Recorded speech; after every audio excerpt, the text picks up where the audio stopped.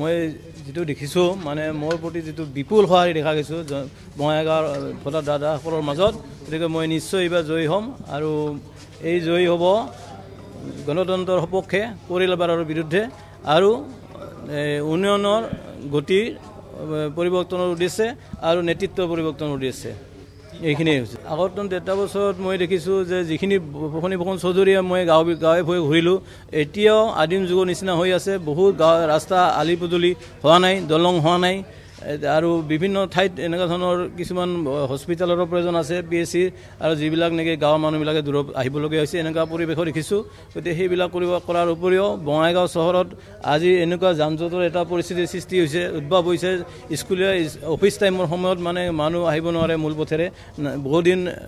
ৰাস্তাত নানান ধৰণৰ অঘটনত হোৱা দেখা গৈছে গতিকে বাইপাছ এটা ৰদ এটা অত্যন্ত দৰকাৰ হৈ পৰিছে কিন্তু ফণীভূষণ চৌধুৰীয়ে অতদিনে তেওঁ বাইপাছ ৰদ কৰিম বুলি নিৰ্বাচনৰ আগত গাই দিয়ে কিন্তু নিৰ্বাচন যোৱাৰ পিছত আৰু কোনো বাইপাছ নহয় আৰু বঙাইগাঁৱত এটা পাৰ্কিঙৰ যথেষ্ট অভাৱ হৈছে গাড়ীবিলাক ৰাস্তাৰ কাষে থৈ দিয়াৰ ফলত মানে গোটেই চহৰখন এটা অত্যন্ত যান-জঁটৰ সৃষ্টি হোৱা দেখা গৈছে আৰু ৰাইজৰ অসুবিধা সৃষ্টি হোৱা দেখা গৈছে গতিকে এই সুবিধাবিলাক নিশ্চয় মই কৰাৰ ব্যৱস্থা কৰিম তেওঁ আচলতে মই প্ৰতিদ্বন্দ্বী হোৱাৰ কাৰণে তেওঁলোকে অত্যন্ত ভয় খাইছে শংকিত হৈ পৰিছে আৰু মোৰ কাৰণে আজি মাননীয় মুখ্যমন্ত্ৰী আহিছে আজি বাহৰ পাতিছিল ৰঞ্জিত দাস ডাঙৰীয়া আৰু আমাৰ কেশৱ মহন্ত অতুল বৰা ডাঙৰীয়াও আহিব লগা হৈছিল কিন্তু মোক প্ৰাৰ্থিত্বটো দিয়া হ'লেহেঁতেন এই পৰিৱেশৰ সৃষ্টি নহ'লেহেঁতেন আৰু আমি অসম গণ পৰিষদৰ যিটো আঞ্চলিক বালৰ ধাৰা সেইটো জীয়াই থাকিলেহেঁতেন গতিকে আৰু এই পৰিস্থিতিত এটা অবাঞ্ছিত পৰিস্থিতি নিশ্চয় সৃষ্টি কৰিছিল গতিকে মই এইখিনি কৈছোঁ এতিয়া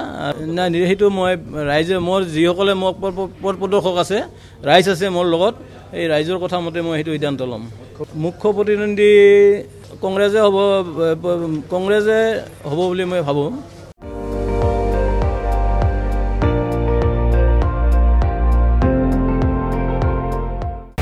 আপুনি চাই আছে ND24